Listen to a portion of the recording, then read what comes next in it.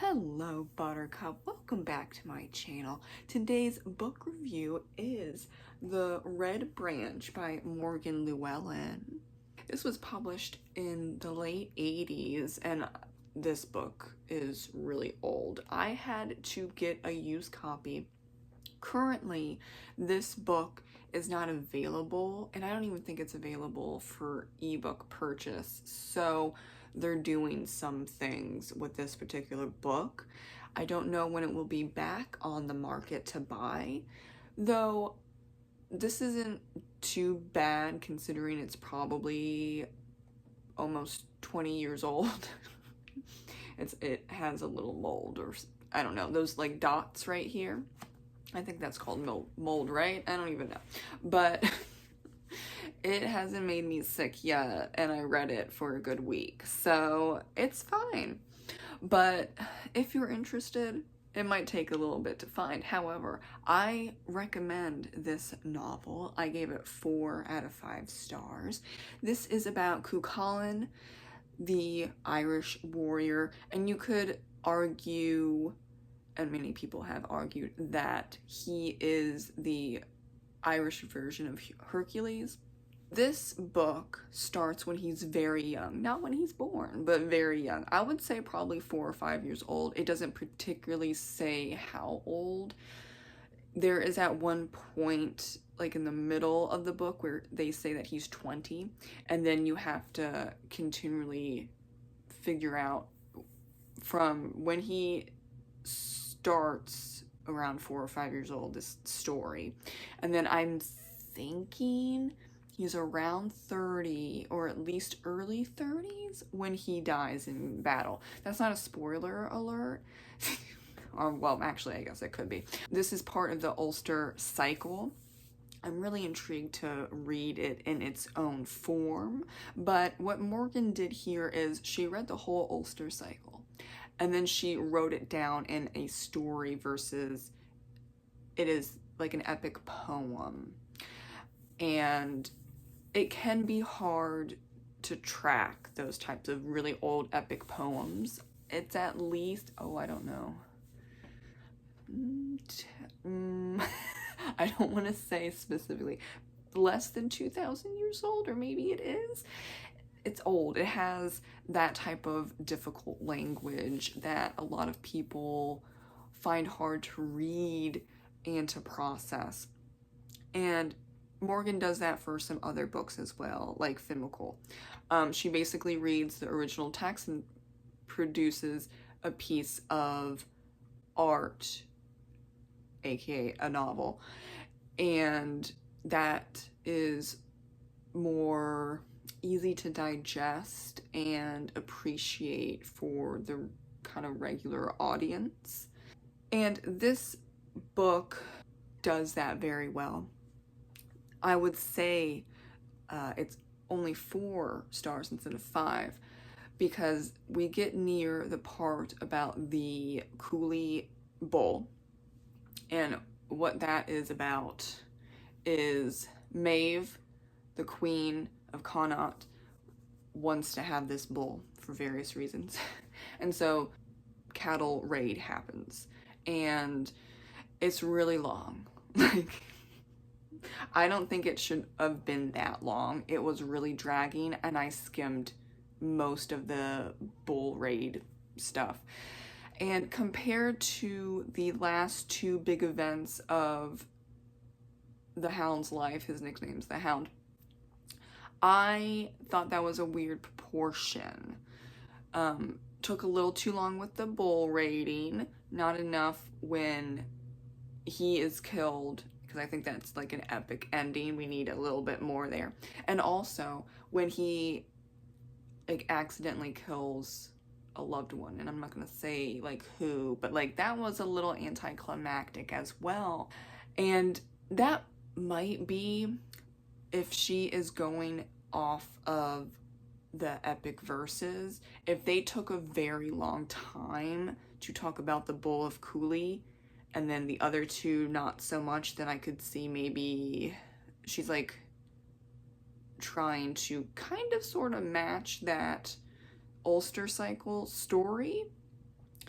but just expand a little bit more. I don't know. I'm gonna put this down over here, but we're gonna keep talking, okay? Oh, and if you didn't notice, it's a great cover. It's a old book cover, but it's a great cover. You can tell it's like a little dated because they don't really do those type of covers anymore. But they were popular in the 80s and 90s. What I was really interested in the most was Connor. Okay, I guess Deirdre does not want us to talk about Connor. Sorry, but we're going to talk about Connor. Connor MacNessa. He is the king of Ulster and the Hound's foster father. So there's this whole situation. I'm pretty sure you know about it, at least heard about it, right? Deirdre of the Sorrows, and she has, I would say, a curse on her that she's the most beautiful woman in all the world, and so she just happens to be born under Connor's protection, whatever, right? But he's 30 or 40. They say middle-aged, and then like he grows. So I mean, what do they think as middle-aged when it's what is like this is the Bronze Age, possibly? Iron? No, yeah, it's a long time ago. Okay, so what they think is middle-aged, because we don't get a specific number for Connor. He's not ugly. He's just not attractive to Deirdre, and so she falls in love with one of Connor's warriors, and they run off, and there's like a huge section in this because Cuchulainn is wrapped up in the middle of it, and he kind of doesn't really take sides. It's an interesting part of the story. It's really long, but I think that's because it's a huge deal, because the Red Branch, which is Connor's elite warriors basically, just crumbles because of Connor's decisions. I'm not going to spoil what those decisions are. You should totally look into Deirdre of the Sorrows and or this book. So I'm trying to keep it medium spoilers, but that was a big one. I think that was probably a longer section than the Bull, which I appreciate. And then another person that I thought was really fascinating was Emma, his wife, and I thought it was really cute how they met and how they got together. She is kind of the quintessential wife of a warrior. She's strong, but she's not in your face annoying, as in like, why do you fight all the time? Right? Like, she fully understands that her husband is the champion for Connor MacNessa, and therefore he's gonna go out and fight just all the time. And I'm sure that was written on purpose.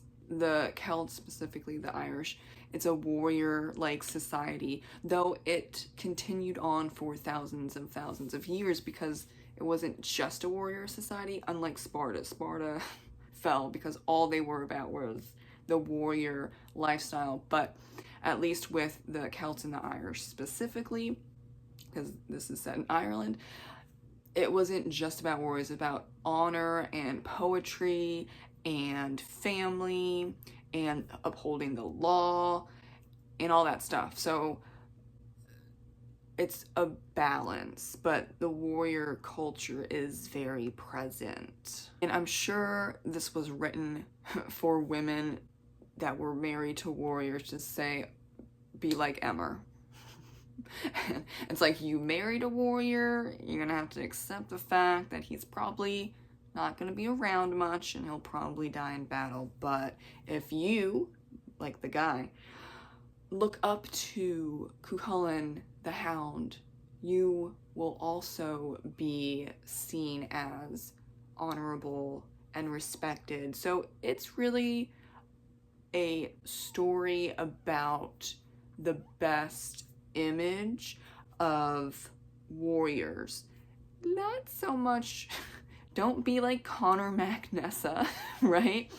And what he did to Deirdre and what he did to other people because of Deirdre. Don't be like him, but be like, be like the Hound and Emmer.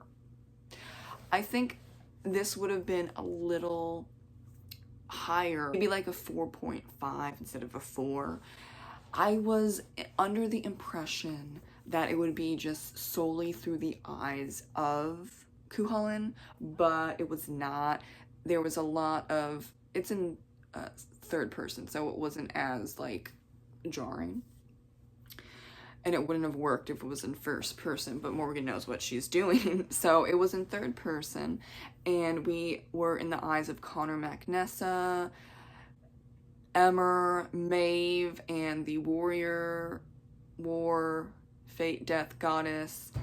And I understand why the Morgan was a point of view, because she and the Hound are very connected, because he is the champion of Ulster. He just kills very well, which sounds bad, but that's the point of being the champion. Also, he's a demigod, so there's a connection to the deities of Ireland there. And his father, I'm not going to say who it is, his father does help him on occasion, and so does the goddess of war, death, and fate. I get it, but also I don't know if